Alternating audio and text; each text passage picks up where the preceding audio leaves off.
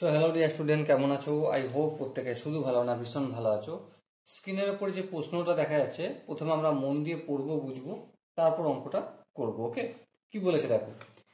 If A B C are three set such that A union B equal to A union C, কি বলেছে?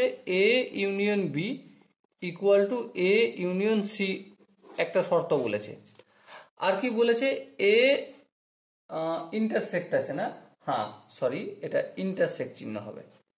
আর বলেছে A intersect B equal to A intersect C যদি হয়, এই দুটো শর্ত বলা রয়েছে।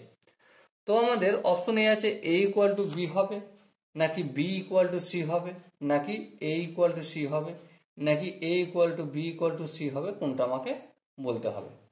সো লক্ষ্য করো, আমরা এ ইউনিয়ন বি করছি, তার সঙ্গে সমান করছি এ ইউনিয়ন সি এর, তাই না?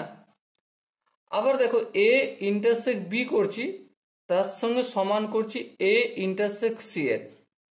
আমরা এটা খালি চোখে খুব সহজেই বুঝতে পারছি যে এখানে সি এর জায়গায় যদি বি বসিয়ে দিই তাহলে কোনো অসুবিধাই নেই। মানে এক্স, সাপোজ যদি এক্স এলিমেন্ট বি এ থাকে, তো ডেফিনেটলি এ ইউনিয়ন বি করতে হলে আমাকে এ ইউনিয়ন এমন একটা সেট লিখতে হবে এই জায়গাটায় যার এলিমেন্টস অবশ্যই এক্স হতে হবে, তাই না?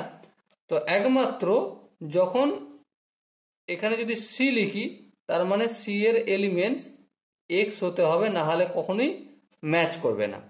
আর যখন এই এক্স এলিমেন্ট সি এক্স হয়ে যাবে সি এর এলিমেন্ট, তখন আমরা ইন্টারসেক্টের ক্ষেত্রে কি দেখব, যে A intersect B equal to A intersect C দেখব। তাহলে এই দুটো কন্ডিশন কখন আমাদের ম্যাচ করছে? যখন বি এবং সি এর এলিমেন্টস একই হবে। এবারে যখন দুটো সেটের এলিমেন্টস একই হয় তখন কি বলে তাদেরকে? Equal set. কি বলে? ইকুয়াল সেট বলে।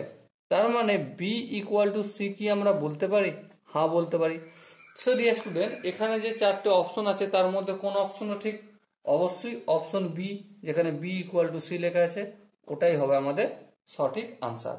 আই হোপ এই কোশ্চেনের কনসেপ্টটা প্রত্যেকের বোঝা গেছে। যদি কোনো জায়গায় বুঝতে অসুবিধা থাকে, কনফিউশন থাকে, তাহলে কি করতে হবে? কমেন্ট সেকশন রয়েছে, কমেন্টে অবশ্যই জানাতে হবে। আর দেখা হচ্ছে নেক্সট সেশনে। ততক্ষণ পর্যন্ত ভালো থেকো, সুস্থ থেকো এবং জয় হিন্দ।